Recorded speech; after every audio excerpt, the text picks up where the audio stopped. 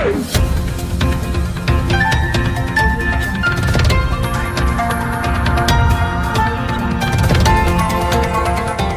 देख रहे हैं मगरा न्यूज राजस्थान, खबरें सबसे तेज।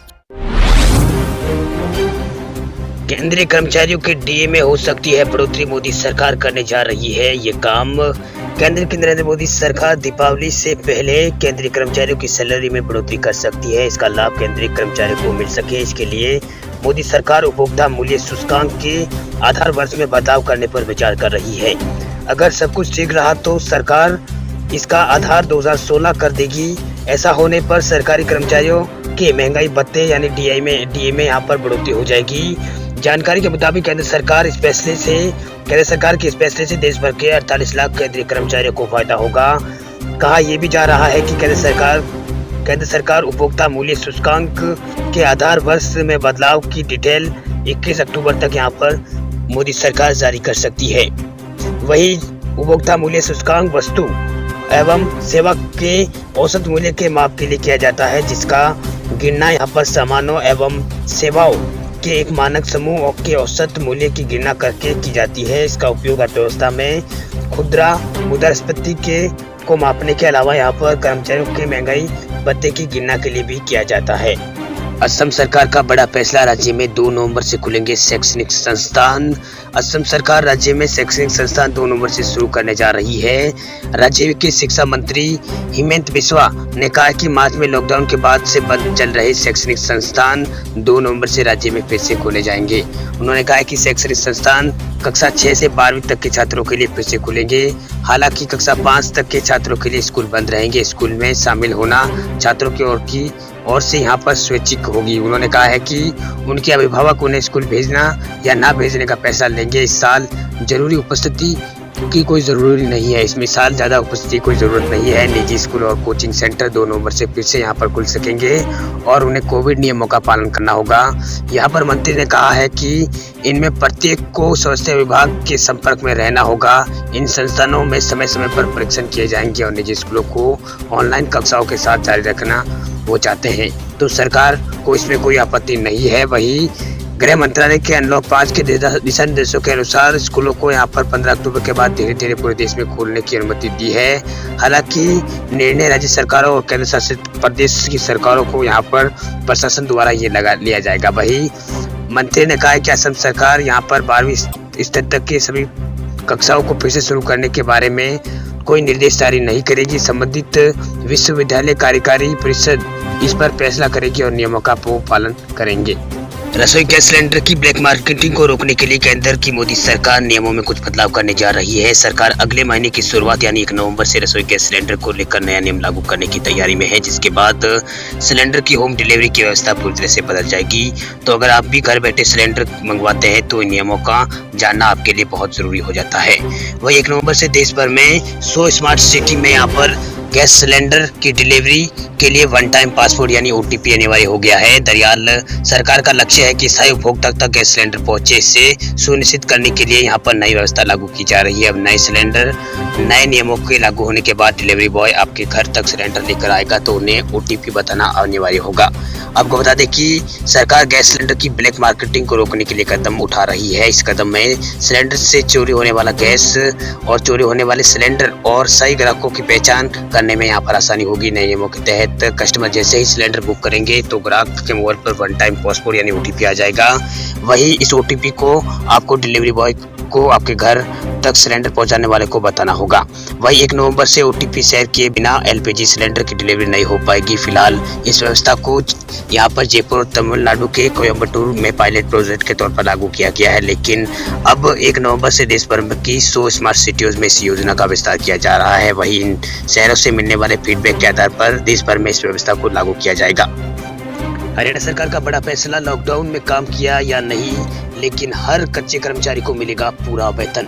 हरियाणा में राज्य सरकार ने यहाँ पर एक बड़ा फैसला लिया है। हरियाणा में सरकारी विभागों, बोर्ड निगमों और स्थानीय निकाय और सभी सरकारी कंपनियों व संस्थानों में अनुबंध के आधार पर लगे कर्मचारियों को लॉकडाउन के दौरान पूरा वेतन यहाँ पर मिलेगा। वही आउटसोर्सिंग और पॉलिसी पार्ट 1 और पार्ट 2 हार्ट्रॉन या फिर आउटसोर्सिंग मैकेनिज्म के तहत लगे सभी कर्मचारियों को मार्च और अप्रैल का पूरा वेतन यहाँ पर दिया जाएगा, चाहे कार्यालय में उसकी हाजिरी हो या नहीं हो। जिन कर्मचारियों का भुगतान अभी तक नहीं किया गया उन्हें अगले 7 दिन के अंदर वेतन भुगतान करने के निर्देश यहाँ पर सरकार ने दे दिए हैं। वहीं सामान्य प्रशासन विभाग ने इस संबंध में सभी प्रशासनिक सचिवों और विभाग अध्यक्षों को और बोर्ड निगमों और सरकारी संस्थानों के प्रबंधकों को यहाँ पर निर्देशकों को यहाँ पर यह ऑर्डर जारी किया है। वहीं लॉकडाउन और फिर महामारी के चलते घाटे से काफी हद तक उबरने के बाद कर्मचारी ऑफिसर को तनख्वाह जारी करने का सिस्टम भी पटरी पर लौटने लगा है। सभी महकमों को महीने की 15 तारीखों को यहाँ पर मुलाजिम का वेतन उनके खाते में डालने के यहाँ पर निर्देश है। 3 महीने बाद देश में 700 से कम हुई है मौतें। 24 घंटों में आई 55,000 नए कोरोना मरीज। कुल 75 लाख लोग हो चुके हैं कोरोना से संक्रमित। देश में 3 महीनों बाद एक दिन में कोरोना की मौत का आंकड़ा 700 से कम हुआ है। पिछले 24 घंटों में 579 कोरोना संक्रमितों ने अपनी जान गंवाई है। इससे पहले एक दिन में 700 से कम मौतें 21 जुलाई को हुई थी। देश में रिकवर होने वाले मरीजों की संख्या भी नए मामलों से ज्यादा आ रही है। पिछले 24 घंटों में 55,722 नए कोरोना के मरीज भारत में मामले दर्ज किए गए हैं, जबकि यहाँ पर 67,399 मरीज ठीक भी हुए हैं। स्वास्थ्य मंत्रालय की ओर से जारी किए गए ताजा आंकड़ों के अनुसार देश में कोरोना संक्रमितों की कुल संख्या 75,50,000 पार पहुंच गई है। इनमें 1,14,710 मरीजों की मौत हो चुकी है। वहीं रिकवरी मामलों की संख्या 67,63,000 तक पहुंची है। वहीं एक्टिव केसों की संख्या घटकर 7,72,000 पर आ गई है। वहीं संक्रमण के एक्टिव केसों की संख्या की तुलना में रिकवर हुए लोगों की संख्या 8 गुना ज्यादा है। वहीं महाराष्ट्र, तमिलनाडु, कर्नाटक और आंध्र प्रदेश, तमिलनाडु में कोरोना वायरस के एक्टिव केस और मृत्यु दर और रिकवरी रेट प्रतिशत सबसे ज्यादा है। वहीं ICMR के मुताबिक 18 अक्टूबर तक भारत में कोरोना वायरस के कुल 9,50,00,000 सैंपल टेस्ट किए जा चुके हैं, जिनमें 8,59,000 सैंपल टेस्टिंग कल की गई थी। वहीं देश में एक्टिव केस 6 हफ्तों के बाद 8 लाख से नीचे आ गए हैं। 22 राज्यों और केंद्र शासित प्रदेशों में 20,000 से भी कम एक्टिव केस है। वहीं केवल केरल, कर्नाटक, महाराष्ट्र में 50,000 से ज्यादा एक्टिव मामले रिपोर्ट हो रहे हैं। सबसे ज्यादा एक्टिव केस महाराष्ट्र राज्य में है। महाराष्ट्र में एक्टिव केस इन राज्य में है। वही एक्टिव केसों के मामले में दुनिया में भारत का दूसरा स्थान है। वही कोरोना संक्रमितों की संख्या के हिसाब से भारत दुनिया का दूसरा सबसे प्रभावित देश है। मौतों के मामले में अमेरिका और ब्राजील के बाद भारत का तीसरा नंबर है। वही रात की बात यह है कि मृत्यु दर और एक्टिव केस की रेट में लगातार गिरावट भारत में दर्ज हो रही है। मृत्यु दर गिरकर भारत में 1.51% हो गई है। इसी के साथ एक्टिव केस जिनका विभिन्न अस्पतालों में इलाज चल रहा है उनकी दर भी भारत में घटकर 10% हो गई। इसी के साथ रिकवरी रेट ठीक होने की दर भी भारत में 88% है। वही भारत में रिकवरी रेट लगातार बढ़ रहा है।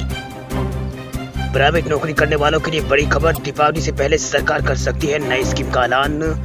वित्त मंत्री निर्मला सीतारमण के साथ मिलकर केंद्रीय वित्त राज्य मंत्री अनुराग ठाकुर भी कोरोना वायरस महामारी से प्रभावित अर्थव्यवस्था को उभारने के प्रयास में जुटे हैं। उन्होंने कहा है कि अर्थव्यवस्था के हालात को दुरुस्त करने के लिए केंद्र सरकार भी आगे भी यहाँ पर जरूरी कदम उठाने के लिए तैयार है। साथ ही इस बात की भी संकेत दिए कि बहुत जल्द ही प्राइवेट सेक्टर कर्मचारियों के लिए भी LTC लाभ पर साफ तस्वीर की जाएगी। हाल में ही यहाँ पर ऐलान किए गए प्रोत्साहन को लेकर उन्होंने कहा कि सरकार की मंशा वंचित एवं गरीब वर्ग के लोगों को जरूरी मदद पहुंचाने की है। वहीं इस पैकेज का ऐलान भले ही सरकारी कर्मचारियों के लिए किया गया हो, लेकिन ये खर्च कुछ ऐसी वस्तुओं पर होने वाले हैं जिसका सीधा लाभ यहाँ पर छोटा व्यापारी को मिल सकेगा। वहीं प्राइवेट सेक्टर के कर्मचारी को LTA लाभ दिए जाने को लेकर उन्होंने कहा कि बहुत जल्द ही उन कर्मचारियों के लिए भी बारे में स्पष्टीकरण जारी किया जाएगा जिन्होंने नए टैक्स सिस्टम को अपना लिया है और जिन्होंने पहले LTA का लाभ ले लिया है। आने वाले हफ्ते में इस बारे में भी स्पष्टीकरण यहाँ से सरकार की ओर से जारी किया जाएगा। वहीं यहाँ पर ग्रामीण अर्थव्यवस्था को लेकर भी यहाँ पर ठाकुर ने इस इंटरव्यू में कहा कि ये बेहतर स्थिति में है। ग्रामीण अर्थव्यवस्था में केवल मनरेगा या कृषि की बात नहीं, इंफ्रास्ट्रक्चर स्तर पर भी यहाँ पर काम हो रहा है, जिससे रोजगार के नए अवसर मिल रहे हैं। ग्रामीण इलाकों में भी अब ट्रैक्टर, मोटर बाइक्स और 4 पहिया और घरों की मांग बढ़ रही है। अब इसे लोग इस पर खर्च भी करने लगे हैं। वहीं अंग्रेजी अखबार द टाइम्स ऑफ इंडिया में दिए गए एक इंटरव्यू में अनुराग ठाकुर ने दोनों प्रोत्साहन पैकेज और अर्थव्यवस्था पर इसके असर को लेकर कहा कि हमें बड़ी तस्वीर देखने की यहाँ पर जरूरत है।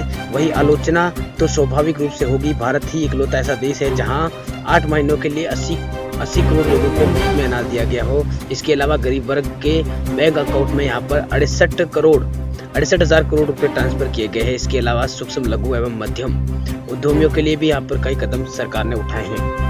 रिलायंस जियो अपने ग्राहकों के लिए हर बार कुछ न कुछ नया पेश करता रहा है। अब खबर यह है कि जल्द ही ये कंपनी 5,000 रुपये से भी कम कीमत का 5G स्मार्टफोन पेश करने की योजना बना रही है। इसकी जानकारी जियो के अधिकारी ने दी है। इसके अलावा कंपनी की योजना है कि आगे बिक्री बढ़ाने के लिए इस फोन की कीमत को 2,500 से 3,000 रुपये तक कर दी जाएगी। आपको बता दें कि कंपनी अपने इस पहल से यहाँ पर मौजूदा समय में 2G फोन इस्तेमाल करने वाले 20 से 30 करोड़ मोबाइल यूजर्स को लुभाने का प्रयास करेगी। वही कंपनी के अधिकारी ने बताया कि जियो 5G स्मार्टफोन की शुरुआती कीमत 5,000 रुपये की कम से यहाँ पर रखना चाहती है। वही अधिकारी ने कहा है कि बिक्री बढ़ाने के लिए इसकी कीमत 2,500 से 3,000 रुपये तक हो सकती है। जानकारी लेकर आपको बता दें कि भारत में इस वक्त 5G स्मार्टफोन की कीमत 27,000 से शुरू हो रही है। वही जियो की इस योजना से करोड़ों 2G यूजर्स प्रभावित हो सकते हैं। अगर ऐसा हुआ तो कंपनी को काफ़ी फायदा मिलेगा और साथ ही ग्राहकों को भी इससे बहुत फायदा होने वाला है, क्योंकि जियो के अधिकारी ने कहा है कि अगर बिक्री बढ़ती है तो स्मार्टफोन की कीमत कम कर दी जाएगी।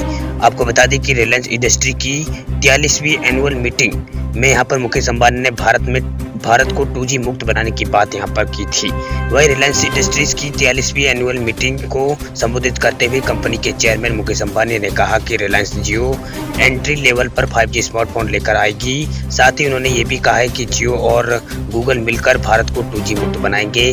कंपनी अपने 5G नेटवर्क उपकरण पर काम कर रही है। गहलोत सरकार का बड़ा फैसला, 13 अंतर्राष्ट्रीय खिलाड़ियों को 25-25 जमीन देगी सरकार।